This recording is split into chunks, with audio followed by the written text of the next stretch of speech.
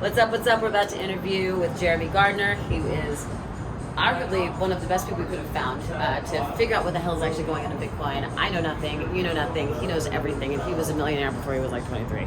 I think. We'll find out. Hi, my name's Jeremy Gardner.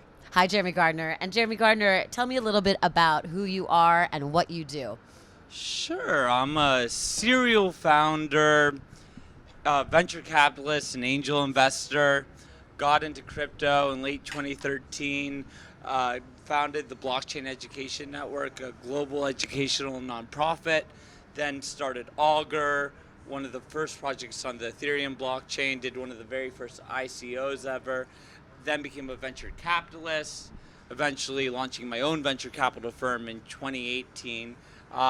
And most recently launched a skincare company for men, amongst many other things. Because you didn't have enough to do? Because novelty is what drives me.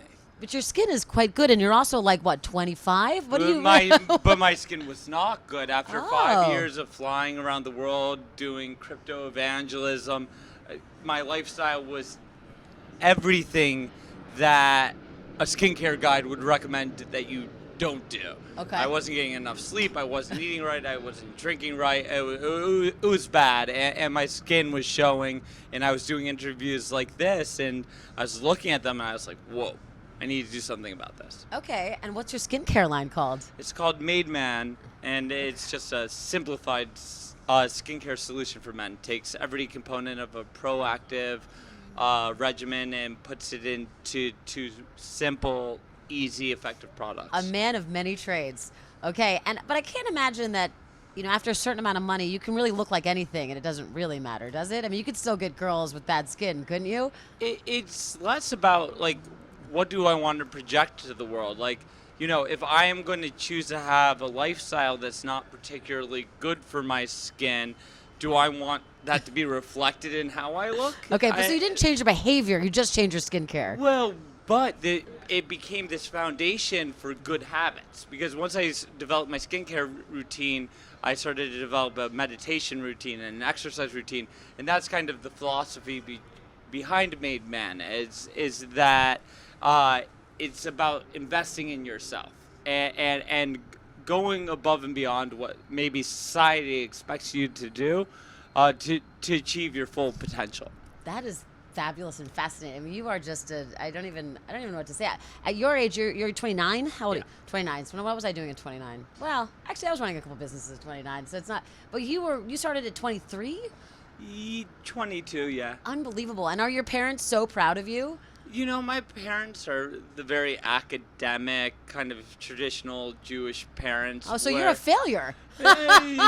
I'm so sorry. You're not a doctor? You're not a lawyer?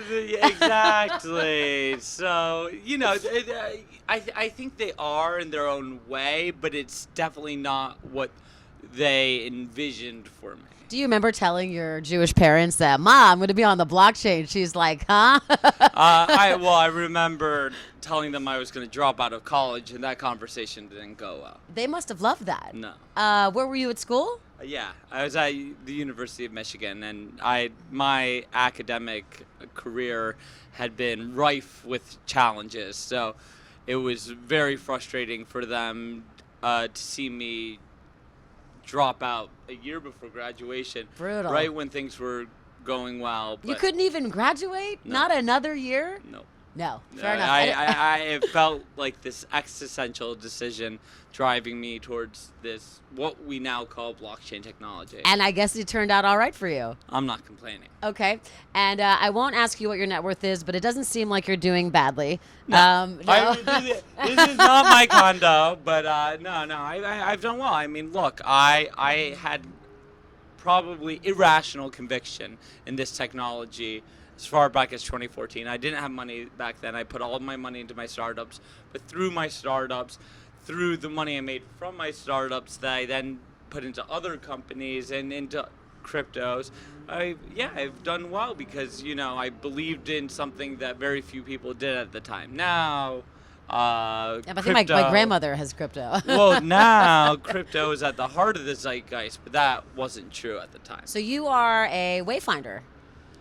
You know, I'd hope so. I definitely see opportunities where others don't. Okay. Sometimes. I'm going to keep you on my Rolodex. All right. And so would you mind telling me what you originally bought your first Bitcoin for? I first discovered Bitcoin when it was like $10 when I learned about the Silk Road. But I actually didn't go use the Silk Road because it was too complicated. I didn't like the Bitcoin, so I didn't actually buy Bitcoin. And what were you doing on the Silk Road? I was interested in drugs. I mean, I was a 19-year-old kid that learned there was a black market Amazon.com. I mean, And did you buy drugs on Silk Road? Not directly. I did. I did. Vidalia was number one. I used to get pure cocaine. Pure. I thought it was a joke. It was to a fake address, but it was amazing. Silk Road was the best. Yeah, it was fascinating, but it would take a couple more years for me to actually appreciate Bitcoin and its underlying blockchain technology for its transformative value. I bought it for the first time though at like I want to say it was like $200 in 2013. For one? It went up to $1,000. I sold it all, and then and then a few months later, at the beginning of 2014, that's when I went down the rabbit hole. But I was putting all my money into my nonprofit and my first startup that it actually wouldn't be until I want to say late 2015 that I started investing. But Bitcoin had slumped down again a bunch, and so it was about 250, 300 a coin back then. It's a Jewish mother's dream. Did you tell your mother that your son was going to be successful? My parents are like the Marxist Jew. Well, then they might like this. So kind of, they appreciate parts of it, but they don't really care about me being wealthy. Well, if they're decentralized, I mean, if you're backing something that's decentralizing our currency, isn't that good? Don't they like that? Yeah, but they're very liberal as well, and so they believe in the government, and so it's your parents. Okay. So it's nuanced. There's been some heated discussions when I come home and have dinner with them. Okay, and what do you have to tell people about sort of if you could just give me a brief synopsis of what Bitcoin is? I've heard that crypto is the combination of everything you don't know about money combined with everything you don't know about technology. And I don't know, but I'd love for you to just tell people what the overarching theme of crypto is, and I know it's a harder thing to do in meta, and then maybe. And then whatever, devalue in any way you want. I think the best way to think about it is, if you think about what the internet did for humanity, it allowed information to flow freely between anyone with an internet connection. But if you wanted to exchange value online, anything that was scarce, you had to use all these antiquated analog systems, whether it's wire transfer systems or bank settlement systems or selling or leasing a home. You had to use all these pretty much pen and paper systems of value online. And they were automated, but they weren't made frictionless like the way the flow of information was by the internet. And so the way to think about blockchain technology is it's the value layer of the internet. It allows for anything that is valuable in the real world to have some form of digital representation that is provably scarce and valuable online, but operating as freely as an email and fluidly as an email, rather than having a really complicated back end and like infrastructure that you would have trying to port a bank's operating system to the internet. Got it. Okay. And can you tell me why is Bitcoin special? Bitcoin is special in the same way that gold is special. It's something that a large number of people have determined has value, has properties that they see as valuable, has most of the properties of gold except for physicality. And once those people determine that it has value, it becomes a store of value. It may not be stable, it's very volatile, especially in the early days, because as more people decide whether it's valuable or not, the price fluctuates. But fundamentally, you have this deflationary, provably scarce asset. The first of its kind on the web. There had never been a purely digital, provably scarce asset in the history of time until Bitcoin existed online. And who made it? Satoshi Nakamoto, And do we whoever know who that it is. We still don't know who it is? No, everyone has their theories. Oh, well, what's your theory? I think it's probably they. I think it's a complicated story. I think probably one or two of them is dead. I think the keys are probably inaccessible. I think there's, yeah, I think it's muddy, it's murky. It's probably something we don't want to know. I mean, You think it's like shady? it's just I think what Bitcoin provided and Satoshi's pseudonymous creator myth enabled was this kind of cult-like, religious-like zeal around the technology, because there was no individual with their Like flaws Oz. Right. and quirks and eccentricities.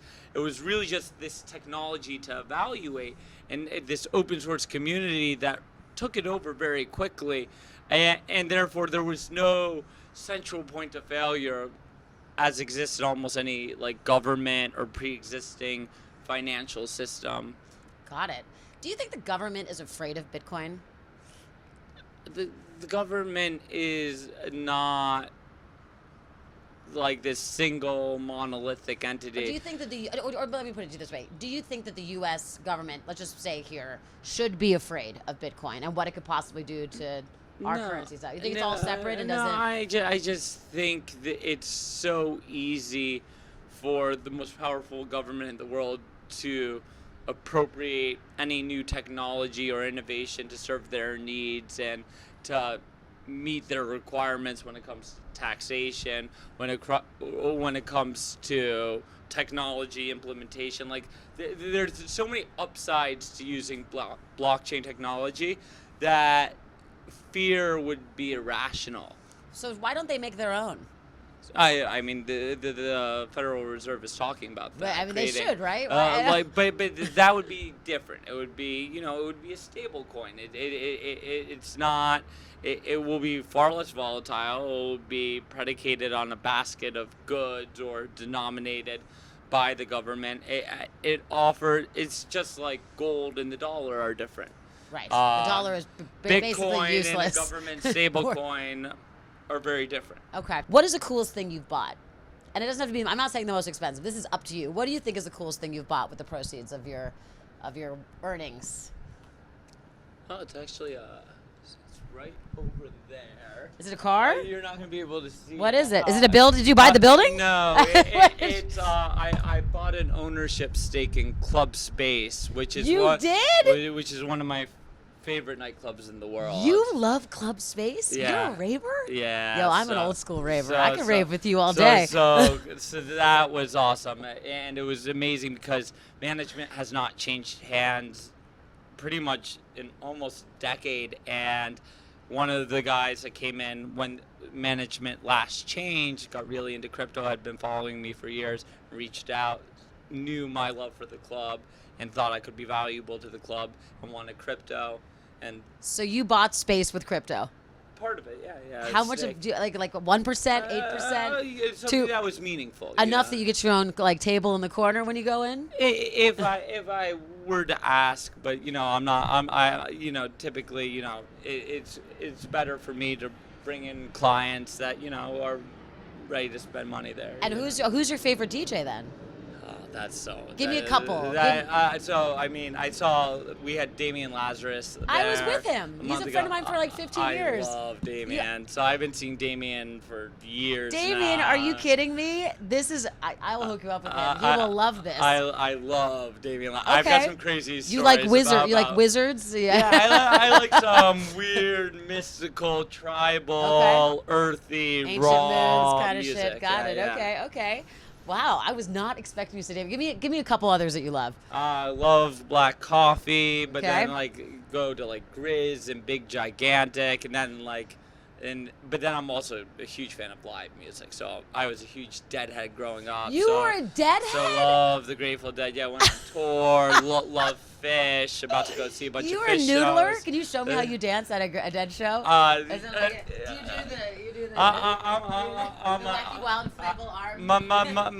My dance moves are very well known. Are they? Yeah, they're unique. Okay, I mean everyone. Okay, this is again very surprising information out of you. Okay, did you ever take a woman on a very extravagant date, like something that I would imagine at like Thomas Crown Affair? You know, like helicopter to a sailboat to an island. So I did once. It was because of crypto, but I was actually dating. A member of the Kennedy clan, and just one of them. Yeah, and I got invited to the Monaco Grand Prix, so I flew her out with me. We got put up in this suite. We stayed on this like. We stayed on this like mega yacht where there was this big charity auction and the. Did you buy her something nice from the auction? No, Nothing. I'm not a very materialistic person. No, you just go to Monaco and go on yachts. No, it was pretty much all expenses paid. I just. You just looked fancy. Yeah, you are a Jew. I love it. I'm very good at that. I'm so proud of you. You're like, baby, I'm taking you somewhere nice. I'm not paying for it, but you're gonna love it. And did she have a nice time? Great time. That was probably the pinnacle of our relationship. Okay. All right. So just go back to telling me about how people can get started in this.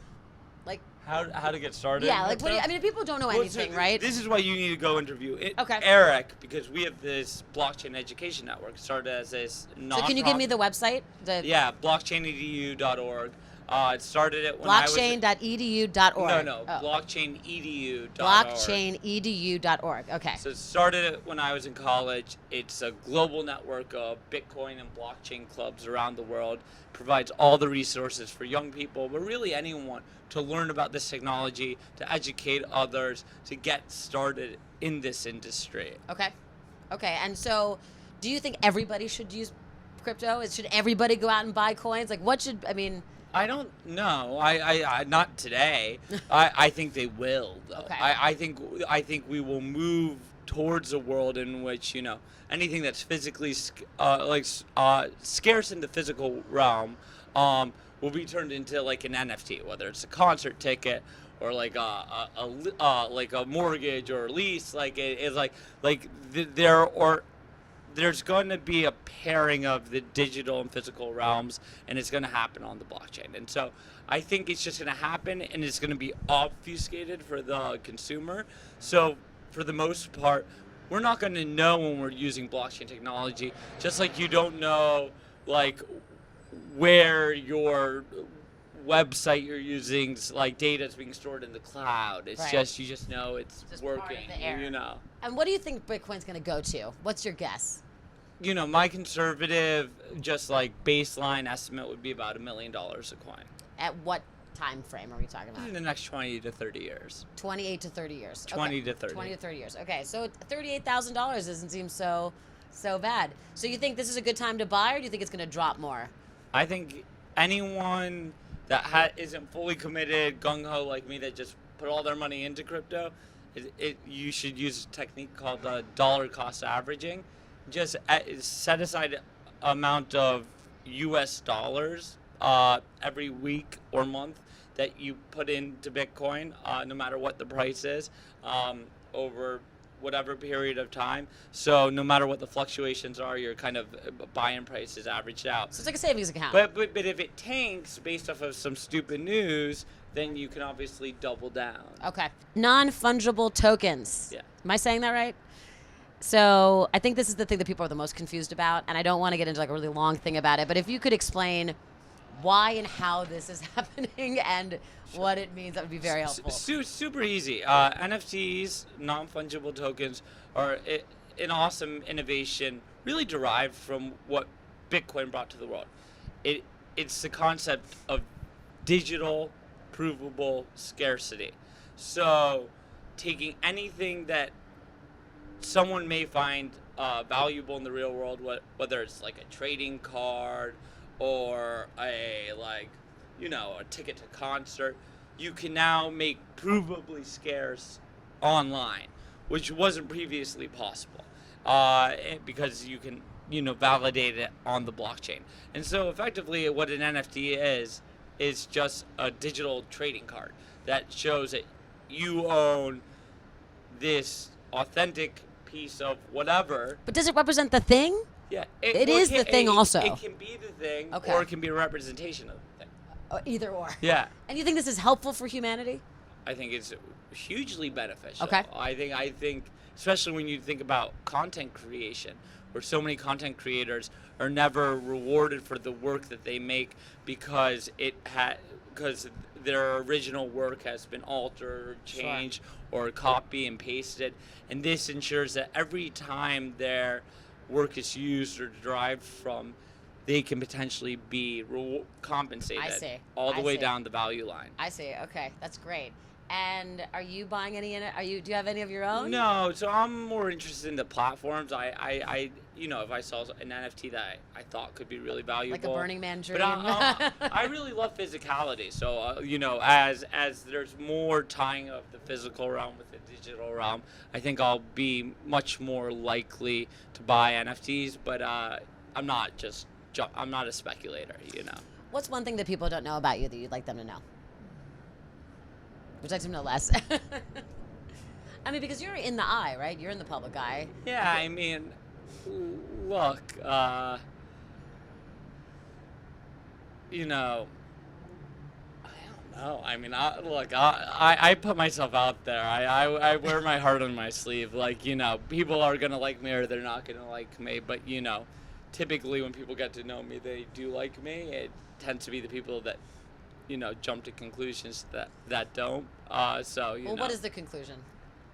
I mean, I can come off as a prick or like some tech bro or crypto bro. But You're so not a tech bro, dude. Yeah, no, well, I'm not really a tech person. I'm a deadhead more than I'm a tech person. But I just happened to be passionate about this technology. And now I'm a skincare guy, so Your skincare guy is the funniest thing I've ever heard. All right, and last question for you, and I'll let you go. And thank you for your time once again. Is at what year and what was the amount of money where you felt like, oh my God, I'm rich? Was it like $100,000? No. There was one day when I went from having $10,000 in my bank account to being a multimillionaire on paper, at least. Like in a day? Yeah, it was just because the token of my first startup got listed on crypto exchanges and it had exploded in value, and so all of a sudden I was technically a multimillionaire. But what did you do that day? I was like pretty excited, but I just kept working. Like I was just like I was in the office at my new job. I was just like you didn't go out and celebrate? Not that night. No. Well, I only had $10K in my bank account. You didn't just walk around with the paperwork? Because I wasn't gonna go sell it. Like that's the thing. I didn't want to. I didn't want to get ahead of myself. I still haven't sold any of those tokens, actually. I'm so proud of you. You're the most reserved. You're so responsible. If I were you, I would be dead for sure by now. Yeah, I think that definitely happens to a lot of people that become wealthy when they're young. I also or famous when they're young. There's a lot of temptation, which I can't say I've resisted all of, but I've had enough stuff. Well, you said in Forbes that the thing you spend the most money on is alcohol, which I thought was very hard. Well, that was your biggest expense. Which says how little I spend. Yeah, I know. It wasn't like I'm like buying like bottles of Dom every day. It's just I don't spend that much money elsewhere. How much money do you need to make to actually spend money? Like, when are you going to be the guy in the Ferrari with the ace of spades? With like never, because I'll always know the guys that want to spend their money that way, and I'll always be the one that knows how to have a good time. So they pay, I bring the good time. I am so impressed by you. This is the best. We're here at the crypto conference. I want to thank Jeremy so much for sharing his words of wisdom with us, and I hope you learned a little bit more. Go to his website to give me all your information one more time. Well, people should check out blockchainedu.org. And your skincare line, Made Man. Made Man. KeptMadeMan.com. Can I wear it too? The moisturizer, so the cleanser is a bit deep for your skin. Men have thicker pores, Oh. but the moisturizer some women really love. Okay. What What a mensch. What a mensch. You did really good, parents. I know you're not that proud of him, but you did really good. Yeah. Thank you for having me. Oh my God, what a pleasure.